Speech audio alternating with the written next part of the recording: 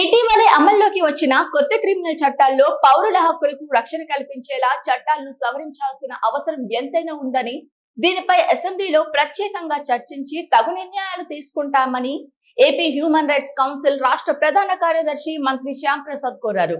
ఈ సందర్భంగానే మంగళవారం ఏపీ ముఖ్యమంత్రి నారా చంద్రబాబు నాయుడుకి హ్యూమన్ రైట్స్ కౌన్సిల్ తరపు నుంచి పలు సూచనలు చేస్తూ లేఖ రాశారు.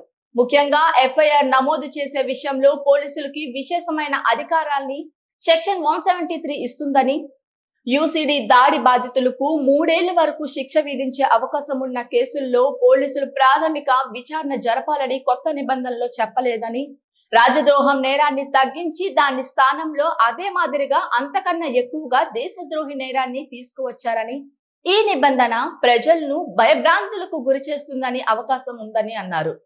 తక్షణమే లేఖలో పేర్కొన్న పలు అంశాలను రాష్ట్ర ప్రభుత్వం ప్రత్యేకంగా పరిశీలించి చట్టాల్లో అవసరమైన మార్పుల్ని తీసుకురావాల్సిన అవసరం ఎంతైనా ఉందన్నారు. రాజ్యాంగంలోని ఆర్టికల్ 246 ప్రకారం రాష్ట్ర శాసనసభకు ఈ చట్టాన్ని మార్పు చేసే అధికారం ఉందని, ఈ ఆర్టికల్ ని ఉపయోగించే చట్టంలో రాష్ట్ర ప్రభుత్వం సవరణలు తీసుకురావచ్చని, ఈ క్రమంలో ప్రజాస్వామ్యం పరిరక్షించగలరని, పౌరుల హక్కులను రక్షణ కల్పించేలా చట్టాన్ని సవరించాలని కోరారు.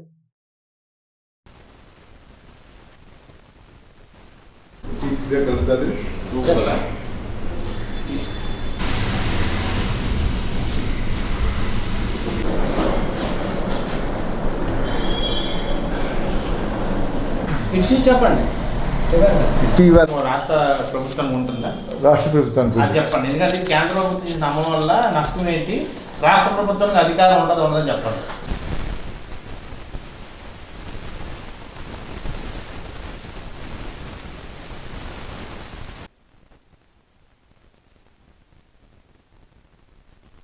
అమల్లోకి వచ్చిన కొత్త క్రిమినల్ చట్టాలతో తీసుకురావాల్సిన మార్పుల గురించి గౌరవనీయులు ఆంధ్రప్రదేశ్ ముఖ్యమంత్రి చంద్రబాబు నాయుడు గారికి లేఖ రాయడం జరిగింది. ఇటీవల జూలై 1 నుంచి మన దేశంలో ఇండియన్ పీనల్ కోడ్ బదులు ఇండియన్ పీనల్ కోడ్ స్థానంలో భారతీయ న్యాయ సంహిత, ఇండియన్ ఎవిడెన్స్ యాక్ట్ స్థానంలో భారతీయ సాక్ష్య అధినియమం, క్రిమినల్ ప్రొసీజర్ కోడ్ స్థానంలో భారతీయ నాగరిక సురక్ష సంహిత అనే చట్టాలను తీసుకొచ్చారు. ఈ చట్టాలు బ్రిటిష్ కాలం నాటి చట్టాలని సవరణ చేస్తూ తీసుకొచ్చిన చట్టాలని ఎంతైనా ఆహ్వానిస్తున్నా ఈ చట్టాల్లో చాలా లోపాలు ఉన్నాయని మనవి చేస్తూ ముఖ్యమంత్రి గారికి మన రాష్ట్రంలో వచ్చే ముఖ్యమైన ఇది పోలీసులకి విశేషమైన అధికారాలతో సామాన్య పౌరులకి జరిగే అన్యాయాన్ని మేము వివరంగా లేఖ రాసాం. ఈ లేఖలో చాలా స్పష్టంగా క్రిమినల్ ప్రొసీజర్ కోడ్లోని 173 ప్రకారం 3 నుంచి 7 సంవత్సరాలు శిక్ష పడే దీన్ని పోలీసులు ఎటువంటి నోటీస్ లేకుండానే అరెస్ట్ చేసే అధికారం కల్పించారు. దీనివల్ల సామాన్యులకి ఈ చట్టాల గురించి తెలియకపోవడం, ఈ చట్టాల్లో లోపాలు తెలియకపోవడం, ఈ చట్టాలు అమలు చేసే దీంట్లో ముఖ్యంగా ఏదైనా సందర్భంలో ఇప్పుడు పోలీసులు నిర్బంధంలోకి తీసుకోవడానికి 15 రోజులు మాత్రమే అమల్లో ఉంది. కానీ ఈ చట్టంలో తీసుకొచ్చిన మార్పు వల్ల 90 రోజుల వరకు విచారణ చేయకుండానే వాళ్ళు నిర్బంధించవచ్చు. ఇలాంటి లోపాలని సవరించే అధికారం పూర్తిగా రాష్ట్ర ప్రభుత్వాలకు ఉన్నాయి. దీంట్లో యాసిడ్ దాడి ఏదైనా చేసినప్పుడు వాళ్ళ మీద విచారణ చేసే అధికారాన్ని డిఎస్పీ స్థాయి నుంచి తీసుకోవాల్సిన అధికారం కూడా లేకుండా సామాన్యులైన పోలీసులే విచారణ చేసి నిర్బంధించే విధంగా ఈ చట్టాన్ని రూపొందించారు. ఈ చట్టాల్లో ఒక్కొక్క సెక్షన్ తీసుకున్నట్టయితే ఆ చట్టాలు సెక్షన్లోని దీన్ని ప్రజాభిప్రాయ సేకరణ చేయకుండా, న్యాయ నిపుణుల అభిప్రాయం సేకరించకుండా, రాజకీయ మేధావుల అభిప్రాయం సేకరించకుండా కేవలం తమ దీనికోసమే ప్రభుత్వం తీసుకొచ్చిందని మేము భావిస్తున్నాం. ఈ చట్టాన్ని పూర్తిగా సంస్కరించాల్సిన అవసరం ఉంది. అదేవిధంగా రాష్ట్ర ప్రభుత్వానికి ఆర్టికల్ 246(3) ప్రకారం సవరించే చట్టాల్లోని లోపాలని సవరించే అధికారం ఉంది. ఈ లోపాలని సవరించి రాష్ట్రపతికి పంపిస్తే రాష్ట్రపతి గారేమో దాన్ని పరిశీలించి కేంద్ర ప్రభుత్వం ద్వారా మన రాష్ట్రాల్లో అమలు చేసే అవకాశం కల్పిస్తున్నది. ఇప్పటికే పశ్చిమ బెంగాల్, వెస్ట్ బెంగాల్, తమిళనాడు రాష్ట్రాలు అక్కడ ఈ వచ్చిన నూతన చట్టాల్లో లోపాలను ఇది చేయడానికి, పరిశీలించడానికి నివేదిక రూపొందించి ప్రభుత్వానికి ఇది చేయడానికి, రాష్ట్రపతికి తెలియజేయడానికి ఈ చట్టంలో ఉన్నటువంటి దీన్ని కమిషన్లు అక్కడ ఏర్పాటు చేసుకొని ఆ రాష్ట్రంలోని ప్రజలకి ఒక అవకాశం, ఎటువంటి ఇది లేకుండా, పోలీసుల నుంచి ఒత్తిడి లేకుండా, పోలీసులు అధికారాలు దుర్వినియోగం చేయకుండా పౌరుల హక్కులు రక్షించాలని చెప్పి ఈ రాష్ట్రాలు తీసుకున్నాయి. అదేవిధంగా మన రాష్ట్రంలో కూడా, ఈ కర్ణాటక రాష్ట్రం కూడా ఇప్పుడు ఈ చట్టాన్ని పరిశీలిస్తుంది. దాంట్లోని ఉన్న దీన్ని అసెంబ్లీ ద్వారా సవరించుకోవడానికి, శాసనసభలో చర్చించి సవరించడానికి చర్య తీసుకుంటుంది. మన రాష్ట్రంలో కూడా ఈ విధంగా చేయాలి.